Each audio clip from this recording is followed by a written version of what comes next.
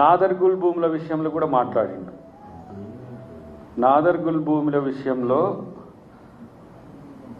2005, 2007, 2014, 2016కు registration అయింది ఆ భూమి. ఇది బీఆర్ఎస్ కాలంలోనే అయింది.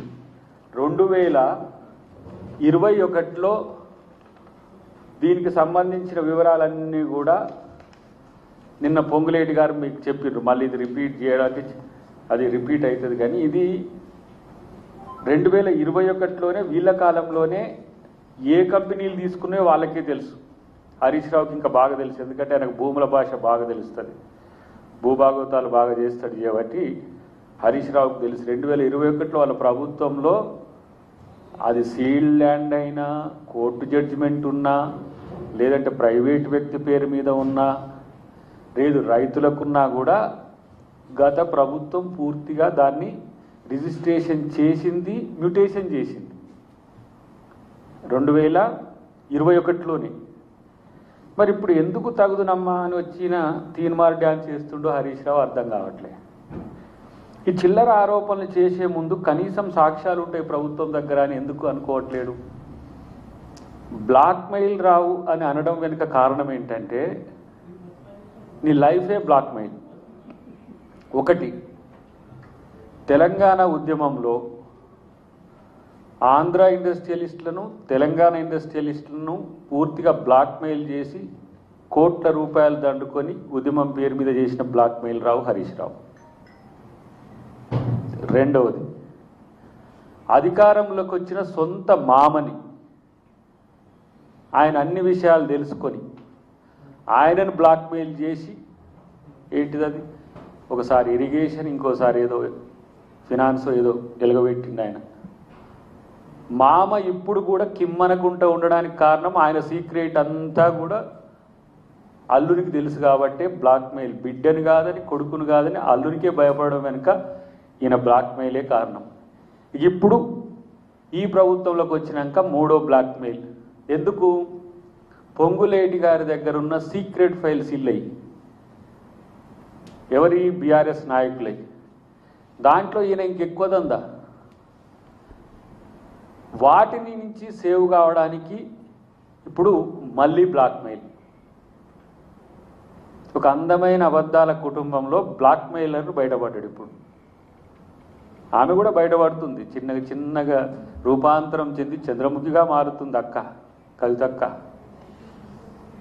కేరళంలో మాట్లాడుతున్న చూసినాం కదా, బీజేపీ అదే మాట్లాడుతున్నది, సిపిఎం అదే మాట్లాడుతున్నది, బీఆర్ఎస్ అదే మాట్లాడుతున్నది, ఇవాళ కవిత కూడా అదే మాట్లాడుతున్నది. ఏదో రేవంత్ రెడ్డి గారు ఆడిపించిన ఆట అని అందరు భ్రమపడ్డారు. కానీ తేలిపోతున్నది కదా, చివరికి అయ్యతో మంచిగా కావడానికో, ఆ టీఆర్ఎస్ పార్టీని తీసుకోవడానికో, మళ్ళీ ఆ ఓట్లు అటు ఇటు పోవడానికో మీ బ్రతుకులన్నీ బ్లాక్మెయిల్ లేనా? కనీసం హరీష్ రావుకు మాట్లాడేటప్పుడు ఇప్పుడు సరే, నేనేమంటా అంటే ప్రతిపక్షంగా వాళ్ళు ప్రశ్నించే హక్కు కలిగి ఉన్నారు, కాదనిలేము. కానీ అబద్ధాలను ఎందుకు చెప్తున్నారు? వాస్తవాలు ఇట్లా ఉన్నాయి కదా. ఇప్పుడు నేను కూడా అంట, ఇదే శిల్ప ఇన్ఫ్రాటెక్ హరీష్ రావుకు సంబంధం ఉంది అని అంట. బట్టగాల్సి మీ దేశానికి ఏముంటుంది? ఇదే ఏక్యూఏఎం సంబంధించిన కంపెనీకి సంబంధించి కూడా వీళ్ళకు సంబంధాలు ఉన్నాయని అంట. అసలు దేంతో సంబంధం లేదు మీకు. మీ ప్రభుత్వంలో లేని కంపెనీలు అవి, మీ ప్రభుత్వంలో మీరు బ్లాక్మెయిల్ చేయని కంపెనీలు అవి.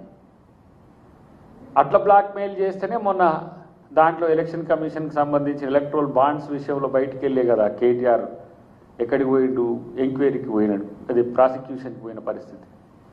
కాబట్టి హరీష్ రావు ఏంటంటే మామనేమో బయటికి రాడు, బామ్మార్దేమో ఊళ్ళో లేడు, మరదలేమో పార్టీలో లేదు, ఇక రెచ్చిపోతున్నాడు. ఇక ఎందుకు? వాళ్ళ అనుకూలమైన కొంతమందికి వార్తలు లేకుండా పోతున్న పరిస్థితుల్లో పొంగులేటి గారిని ఎంచుకొని బ్లాక్మెయిల్ చేస్తే ఓ పని అయిపోలే. కాబట్టి 1-2 ఫైల్స్ క్లియర్ చేసినా కూడా మనకు లాభం జరుగుతుందని ఒక దుగ్ధతో చేస్తున్న ప్రకటనలు తప్పితే అసలు నేను ఒక మాట అనాలనిపిస్తుంది మనోని అంటే నేనేమో వీళ్ళ దానికి రెస్పాండ్ వీడియోలలో అవుతున్నాం, ఎందుకంటే అంత సీన్ లేదు వీళ్ళకని. మరి ఆ నోటికి అన్నం తింటుండో ఇంకేమన్నా తింటుండో తెలుస్తలేదు నాకు. పిచ్చెక్కినట్టు మాట్లాడుతున్న పరిస్థితి ఎందుకు? కనీసం 2 సార్లు మంత్రిగా చేసినావు, నేను సీనియర్ తెలంగాణ పొలిటీషియన్ అని చెప్పుకుంటారు. ఒక మంత్రి మీద మాట్లాడేటప్పుడైనా ఒక ప్రభుత్వం మీద మాట్లాడితే అయినా సిగ్గుండాలి మాట్లాడి అట్లాంటి మాటలు మాట్లాడటానికి.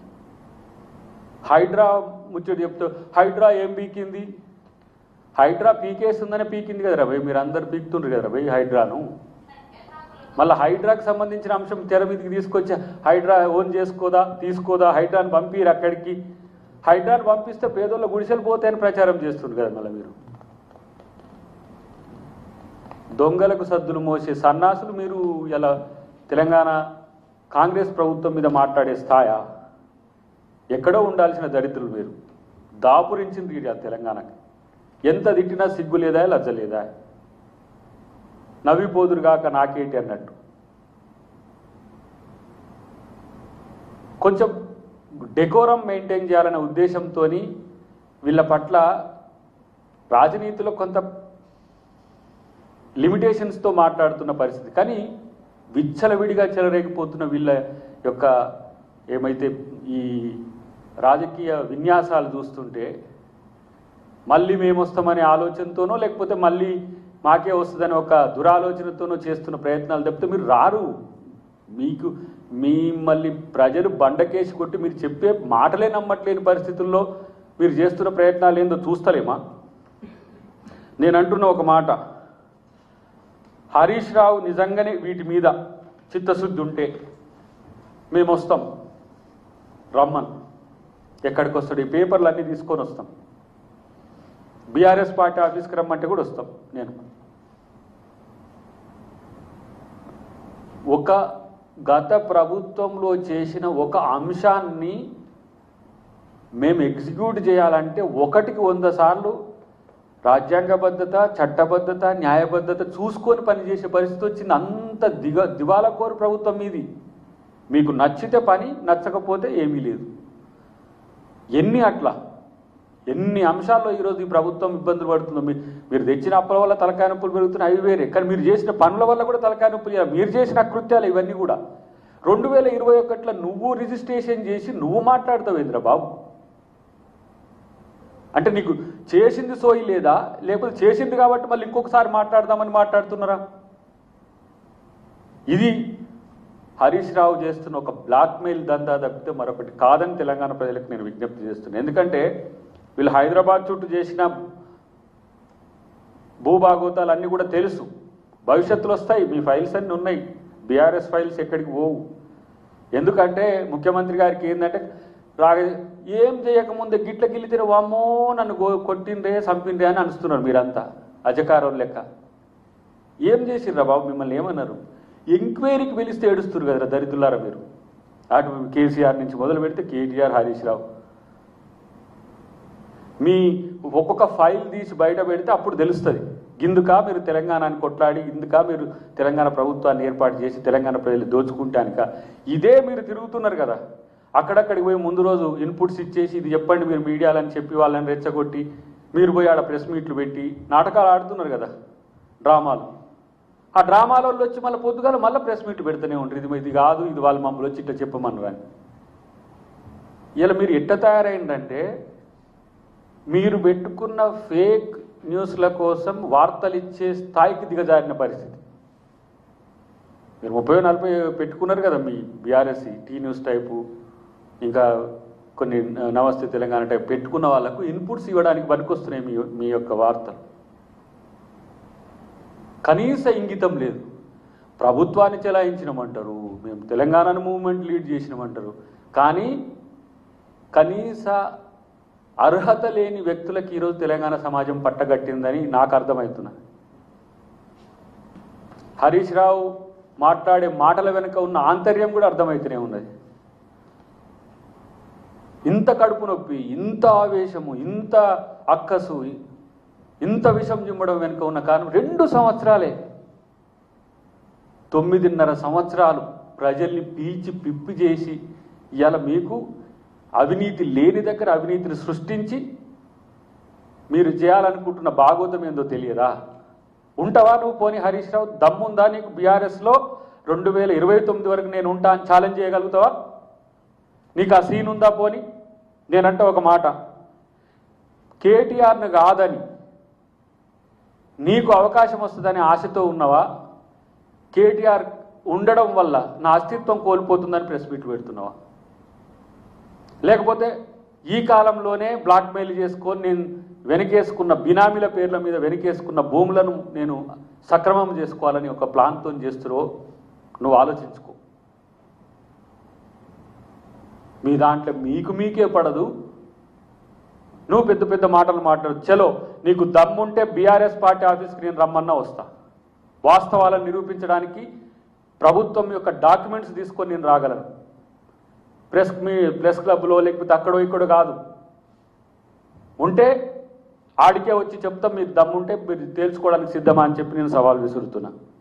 అన్నిటికంటే ఏంటంటే వీళ్ళు చేసిన తప్పులను వీళ్ళు పట్టించుకోకపోగా అబద్ధాలు ప్రచారం చేస్తున్నారు, అది ఒక లెక్క. కానీ పదే పదే పదే చెప్పడం వెనుక ఉన్న ఉద్దేశం ఏంటంటే డైవర్ట్ చేయడం తప్పితే ప్రజా సమస్యల మీద మీరు కొట్లాడుతున్నది ఎక్కడైనా ఉన్నాదిరా బాబు? 6 గ్యారంటీలని మేము పెడితే దాని కింద 13 గ్యారంటీలు అంటే 420 గాల్లా మారి 420 అని చెప్పి ప్రచారం చేస్తుంటారు. ఇలా 5 గ్యారంటీలు అయిపోయినాయి, 6వ గ్యారంటీలో మేము కొన్ని చేస్తాము అని చెప్తే మీరు ప్రజా సమస్యలను పక్కన పెట్టి, ఇప్పుడు మేము ప్రజా సమస్యలు అంటే మేము ఆలోచిస్తున్నాం. ఇప్పుడు నీటి ఎద్దడి వస్తుంది, ఎట్లా ఎదుర్కోవాలి, వర్షాభావ పరిస్థితులు ఉన్న ప్రాంతాల్లో ఎట్లా చేయాలి, ఇప్పుడున్న సమస్యలు ఏంటి? వీళ్ళ యొక్క కాన్సిక్యూటివ్ ప్రెస్ మీట్లు కానీ వీటిని చూడండి, భూముల చుట్టే, భూములే. బీఆర్ఎస్కు తెలిసిన పదం భూమే, అందుకనే వాళ్ళు బీఆర్ఎస్ అంటే భూముల రాష్ట్ర సమితి అని పెట్టుకోవచ్చు. మనం రోజుకోటి డ్రగ్స్ రాష్ట్ర సమితిని ఒకరోజు అవుతున్నారు, మెంటల్ రాష్ట్ర సమితిని ఒకరోజు అవుతున్నారు, ఇప్పుడు నడుస్తున్నది భూముల రాష్ట్ర సమితి. ఎందుకంటే వీళ్ళు ఎప్పటికప్పుడు మారుస్తారు కదా. ఇప్పుడు ధురంధర్ 1, ధురంధర్ 2, ధురంధర్ 3 అట్లా. ఈ పార్టీ ఎప్పుడు కూడా చలనశీలత ఎక్కువ ఉంటుంది, దీనికి చంచలత్వం ఎక్కువ ఉంటుంది. తెలంగాణని పార్టీ పెడతారు, దాన్ని భారత రాష్ట్ర సమితిగా పిలుస్తారు. రేపు అంతర్జాతీయ రాష్ట్ర సమితిని పెట్టినా పెట్టవచ్చు. నేను న్యూయార్క్లో పోతున్నా కాబట్టి అక్కడ కూడా పెడతానికి కేటీఆర్ అది కూడా చేయొచ్చు, ఎందుకంటే ఇంగ్లీష్ వస్తుంది కదా. ఇలాంటి పనికి మాలిన అబద్ధాలను ప్రచారం చేయడానికి ఇంకొకసారి ఆలోచించాలని చెప్పి నేను హరీష్ రావుకు ఒక హితవు చెప్తున్నా.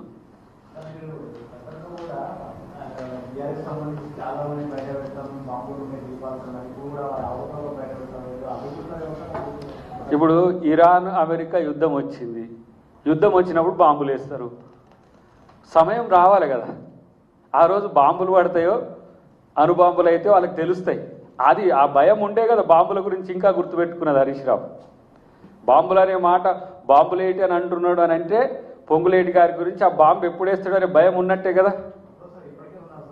వస్తుంది, ఎందుకంటే ఇప్పుడు ఒక బాంబు వేసినాము, కేంద్ర ప్రభుత్వ పరిధిలో ఉన్నది, ఇంకో బాంబు వేసినాము, ఏసీబీ దగ్గర ఉంది, ఇంకో బాంబు కూడా వస్తుంది, తొందరలోనే వస్తుంది. ఎందుకు తొందరపాటు ఎందుకని చెప్తున్నాం వాళ్ళకి. ఇప్పుడు పరిపాలన మీద దృష్టి పెట్టాలన్నా ఈ దరిద్రాల మీద ఇప్పుడు బాంబులు వేసుకుంటూ కూర్చోవాలన్నా.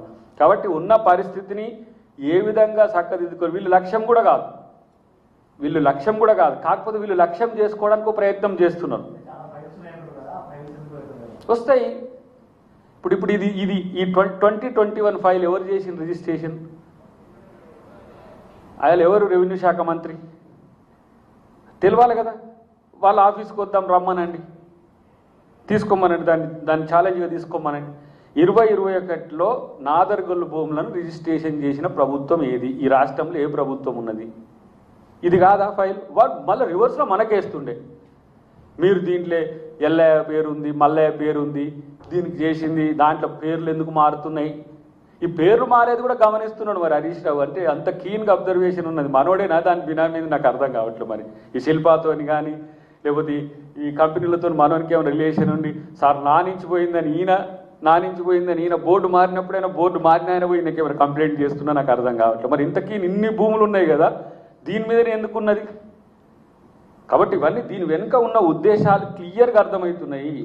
అన్నిటికంటే ముఖ్యంగా నేను ఏమంటున్నా అంటే, ఈ అంశాల పట్ల ఆయనకు చిత్తశుద్ధి ఉండి ఉంటే ప్రెస్ మీట్లే కాదు, ప్రెస్ మీట్లతోనే కాదు, వాస్తవంగా డాక్యుమెంట్స్ చెక్ చేస్తే తెలిసిపోతుంది. దానికి సిద్ధమా హరీష్ రావు? దానికి సిద్ధమంటే మేము సిద్ధమే అని చెప్పడానికి కూడా ఇప్పుడు ఇంకా చాలా డాక్యుమెంట్స్ ఉన్నాయి, కానీ వీళ్ళకి వాటి చూపించడం వల్ల వీళ్ళ బేలతనం బయటపడుతుంది ఒక చర్చ. కానీ దేనికి కట్టుబడి ఉన్నారని వీళ్ళకి ఇవన్నీ మనం డీటెయిల్స్ ఇవ్వాలి. రెస్పాండ్ అవుతున్న దాని వెనుక కారణం ఏంటంటే నిన్న మంత్రి గారు రెస్పాండ్ అయ్యారు. దానికి మళ్ళీ ఈయన ఏదో సాధించినట్టుగా ఈయన ముందుకు వచ్చేసి మళ్ళీ బాంబు మన అక్కడికి ఏదో మన మహబూబ్నగర్ ఉమ్మడి జిల్లా